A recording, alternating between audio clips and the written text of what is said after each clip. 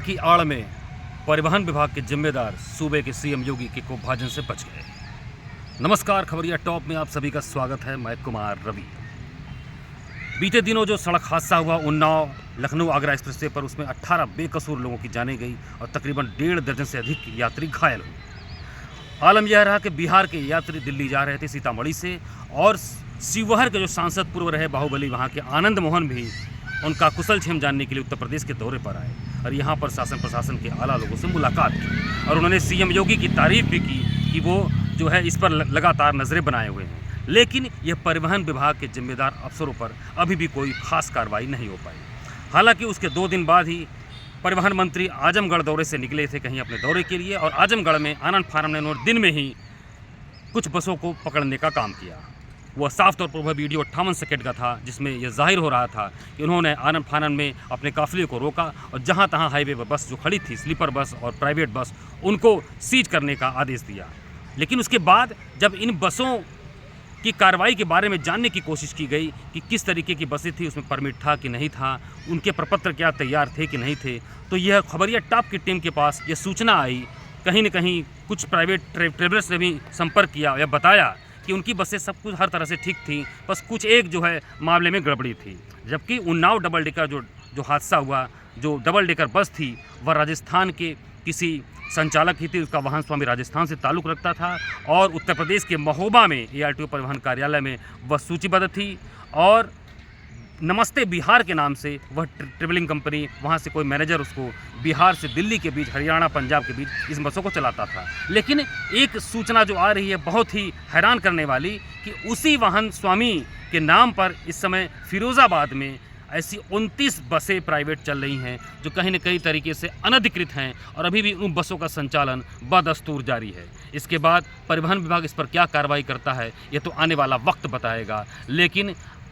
बाढ़ के जो एक चपेट में पूरा उत्तर प्रदेश फंसा रहा, खासकर लखीमपुर, श्रावस्ती जिला, बलरामपुर, देवीपाटन मंडल, गोरखपुर के आसपास के क्षेत्र, बनारस के आसपास के क्षेत्र, तो वहाँ पर सीएम योगी लगातार हवाई दौरे कर रहे थे। लेकिन जब वो वहाँ से खाली हुए और लगातार जब डबल डेकर हादसे को लेकर और प्राइवेट डग्गा मार वाहनों के लेकर खबरें जो मीडिया माध्यमों पर संचालित हो रही थी, चल रही थी, प्रमुख समाचार पत्रों में भी इनका प्रकाशन हो रहा था, हर तरीके से जो मीडिया इसको जो कवर दे रही थी, आखिर में सीएम योगी ने आज इसको अपने संज्ञान में ले लिया और उन्होंने साफ तौर पर परिवहन विभाग के जिम्मेदार अफसरों को यह टारगेट करते हुए कहा कि इस तरह से जो है कहीं भी अगर डग्गा मार वाहन जो संचालित करते हुए पाए गए तो यह कतई बर्दाश्त नहीं होगा और उन पर सख्त कार्रवाई होगी। यह कहना था सूबे के मुख्यमंत्री योगी आदित्यनाथ का कि परिवहन आयुक्त चंद्रभूषण सिंह ने त्वरित एक्शन लेते हुए अपने उत्तर प्रदेश के 19 संभागों में बटे RTO प्रवर्तन की ड्यूटी सीधे तौर पर AC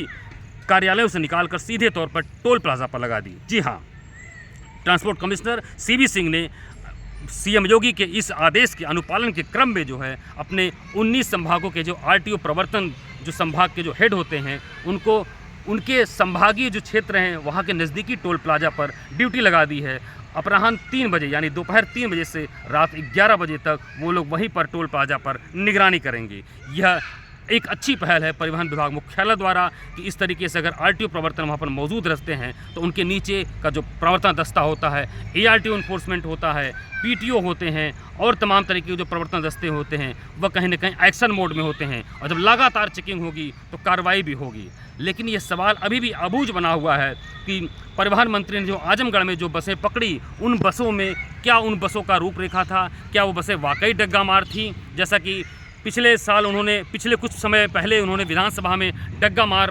किसी विपक्ष के नेता पे कहने पर डग्गा मार पे बहुत बड़ा अपना एक भाषण दिया था कि प्रदेश में इस समय कोई डग्गा मार नहीं है, बस कुछ प्रपत्र जो उनके जो नहीं टैक्स वगैरह जमा होता है तो उनको बाद में जमा करा लिया जाता है। लेकिन परिवहन मंत्री का काफिला उसके बाद वहाँ से निकलते हुए, आजमगढ़ से निकलते हुए कानपुर जाता है, दूसरे दिन झांसी जाता है, फिर औरैया होते हुए वापस होता है और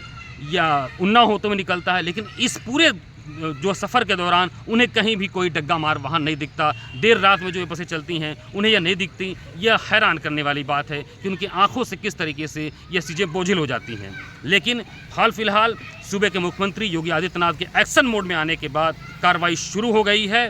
और इस पूरे घटनाक्रम के बीच प्रमुख सचिव परिवहन जो सरकार और सिस्टम के बीच एक तरीके से सेतुबंध का काम करते हैं। सरकार के जो मंशा होती है उसके अनुरूप विभाग पर उनकी एक कंट्रोलिंग एक पावर होती है, एक नियुक्त प्राधिकारी के तौर पे भी होते हैं। ARTO स्तर के अधिकारी उन्हीं के जरिए, RTO स्तर के अधिकारी उन्हीं के जरिए तैनात किए जाते हैं, नियुक्ति दी जाती है। ऐसे में प्रमुख सचिव परिवहन वेंकटेश्वर लू जो हमेशा धर्मार्थ की बातें करते हैं, सिद्धांत की बातें करते हैं, मुख्यमंत्री योगी आदित्यनाथ के कई कार्यक्रमों में भी वह कर्तव्यों की बातें करते हैं, परिवहन मंत्री तक को जो है इशारों में वह उनके दायित्व का बोध करा चुके हैं, लेकिन बावजूद उसके इस समय उनकी चुप्पी और साथ ही साथ तकरीबन 2 साल से प्रमुख सचिव परिवहन बने और अब प्रमोशन पा चुके अपर मुख्य सचिव के तौर पर पद पर उनका किस तरीके से वह परिवहन विभाग को कंट्रोल कर रहे हैं, किस तरीके से शासन की नीतियों या अभी जो ट्रांसफ़र पॉलिसी हुई है उसको जो सरकार की शासन की मंशा के अनुरूप ज़मीनी तौर पर कार्यान्वित करने का काम कर रहे हैं, यह तमाम ऐसे प्रश्न खड़े हुए नज़र आ रहे हैं।